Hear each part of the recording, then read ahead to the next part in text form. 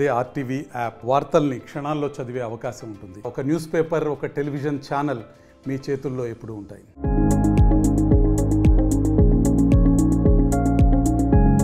RRR ఆచార్య రెండు సినిమాలు ఒకే ఏడాది రిలీజ్ అయ్యేలా చేసిన చరణ్ లాస్ట్ ఇయర్ మొత్తం శంకర్ డైరెక్షన్ లో చేస్తున్న గేమ్ చేంజర్ కి కేటాయించారు.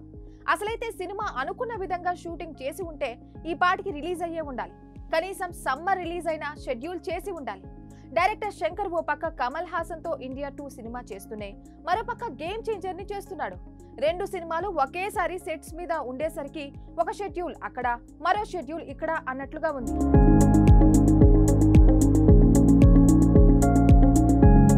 గేమ్ చేంజర్ సినిమా కోసం చరణ్ మేక్ ఓవర్ కనిపిస్తోంది. సిన్సియర్ ప్రభుత్వ ఉద్యోగిగా చరణ్ కనిపిస్తున్నాడు. అంతేకాదు మరోపక్క ఫ్లాష్ బ్యాక్ ఎపిసోడ్స్ లో కూడా చరణ్ డిఫరెంట్ గెటప్ లో కనిపిస్తున్నాడు. అందుకే గేమ్ చేంజర్ పూర్తి చేశాకే నెక్స్ట్ సినిమా చేయాలని అనుకుంటున్నారట.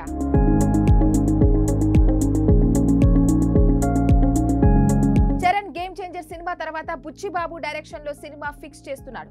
మైత్రి మూవీ మేకర్స్ నిర్మిస్తున్న ఈ సినిమాను పాన్ ఇండియా లెవెల్లో ప్లాన్ చేస్తున్నారు. అయితే ఈ సినిమా సెట్స్ మీదకు వెళ్లాలంటే చరణ్ గేమ్ చేంజర్ పూర్తి చేయాలి.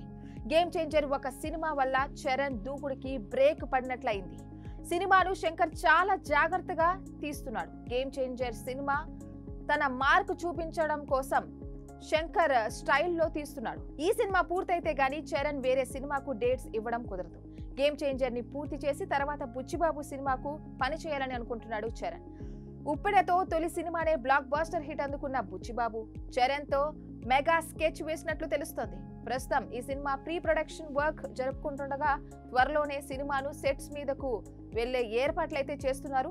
ఇక బుచ్చిబాబు డైరెక్షన్ లో RC16 ప్రాజెక్ట్ గా రాబోతున్న సినిమాలో చరణ్ కి జోడీగా జాన్వీ కపూర్ ని తీసుకుంటున్నారనే టాక్ అయితే గట్టిగా వినిపిస్తుంది.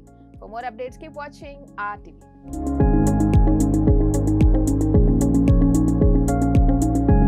మరిన్ని వీడియోస్ కోసం ఛానల్ ని సబ్స్క్రైబ్ చేయండి. లేటెస్ట్ అప్డేట్స్ కోసం వాట్సాప్ ఛానల్ ని ఫాలో చేయండి. అండ్ లింక్ డిస్క్రిప్షన్ లో ఉంది.